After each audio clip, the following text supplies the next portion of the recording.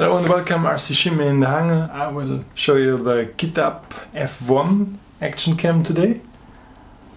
It looks amazing. I compared it to the Foxeer Legend 3, which was my favorite cam until now in this format.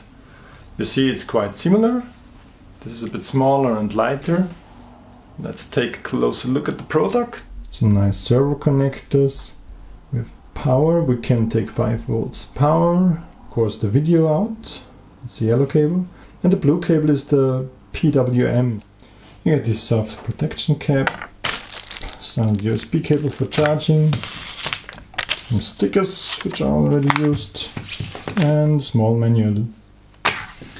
And something useful that I almost forgot, tripod mount cradle. I only found one minor issue. On the box it says 68 grams, while it really has 74 grams. So it's a bit on the heavy side. Legend 3, for example, has 68 grams. One nice thing of this here, as well as on the Legend 3, you have a removable battery.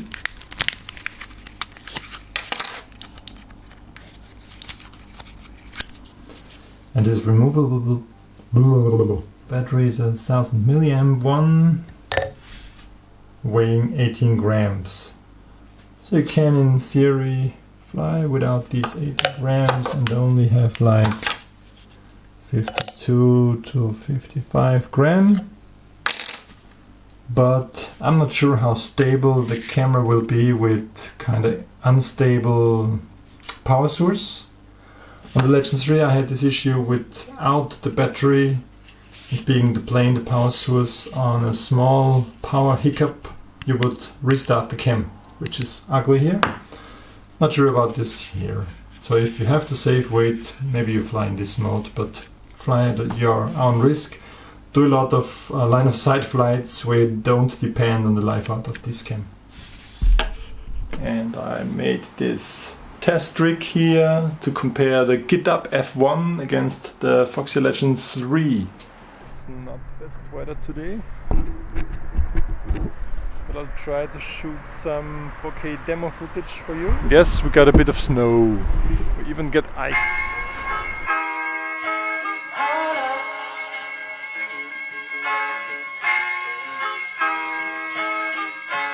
I'm so in love with you. You got me down again. So while I'm in 1080p 50 mode, I will test some handheld shot mode here. This is without image stabilization. Now an image stabilizer electronic on both.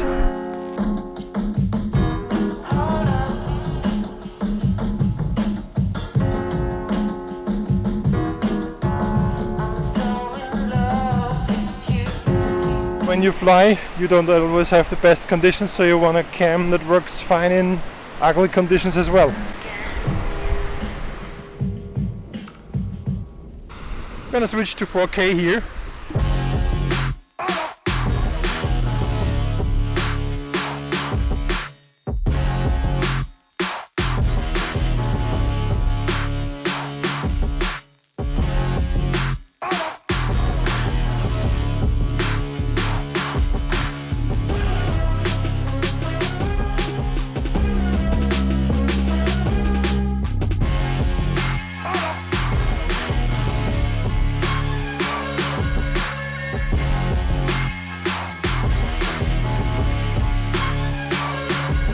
Freezing my ass off.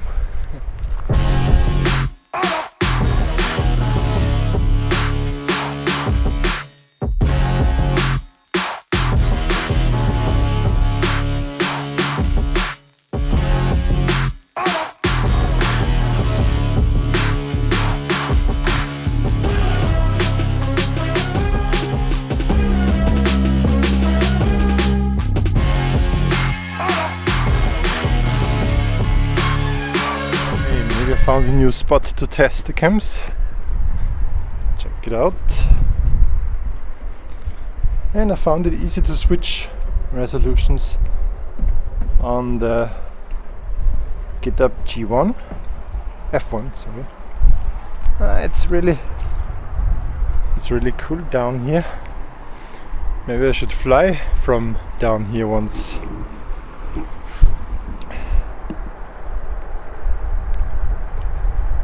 I really don't think that my both cam angles are the same. Hope I can compensate that.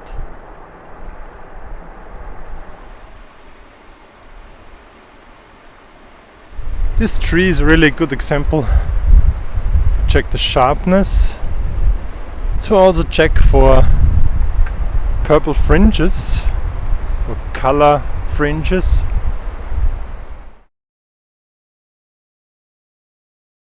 The OLED screen of the Gitup is a bit darker, so in direct sunlight you have it a bit harder to read the display. The voltage of the battery seems to sag down a bit faster, while the Foxeer Legend is a bit higher with the voltage.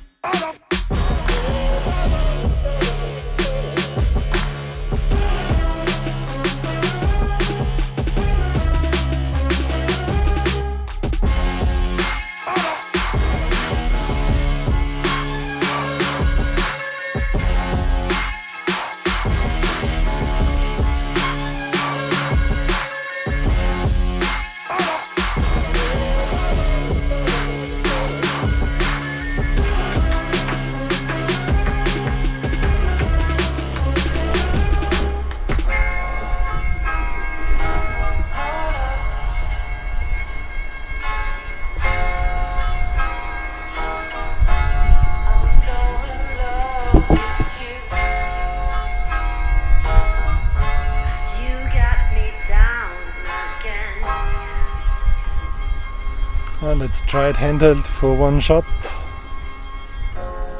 But with first inspection I think handheld is not good with 25 frames 4K video.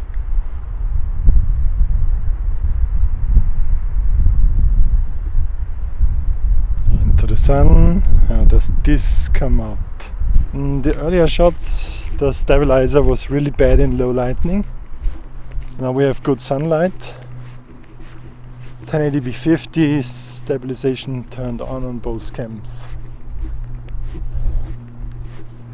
Let's just continue this straight path here and see if we can get a good shot.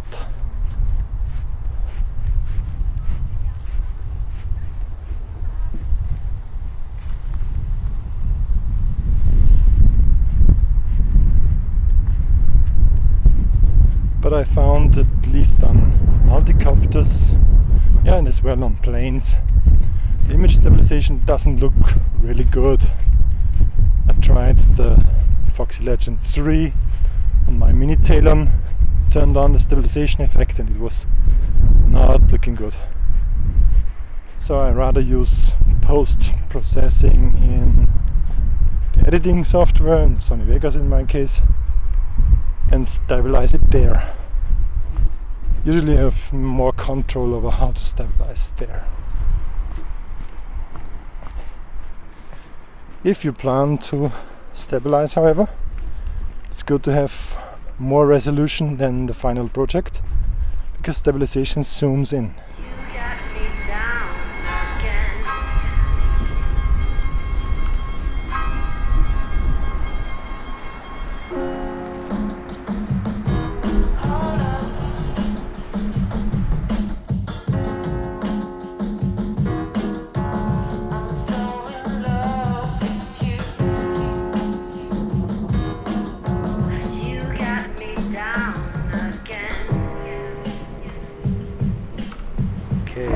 One of my favorite trees here.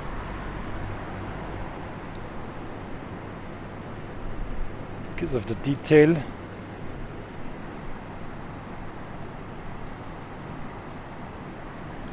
Let's try this really challenging shot against the sun. Let's see if we can get some details in the shadows as well.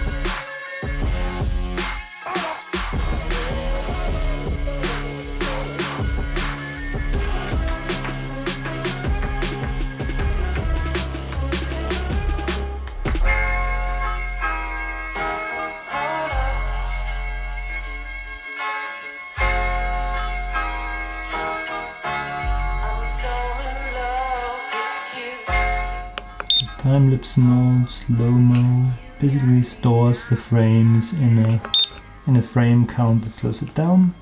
Video and photo, where it can only shoot in 1080p. Looping is kind of the dashcam mode. I recommend having it at medium sharpness, not low sharpness. It's really blurry then. This is a fisheye correction, a lens distortion correction mode. Long pressing the mode button opens the Wi-Fi. Short pressing the power button gets you into the photo mode or setup, and on the setup you can change some basic things like quick recording, where it starts recording when you turn on.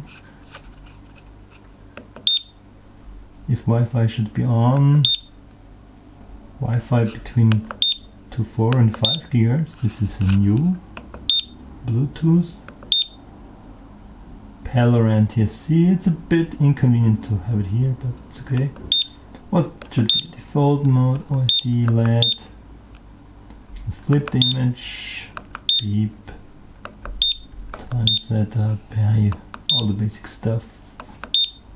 Logo stamp, it would be nice to give your own logo. And this is the external power setting.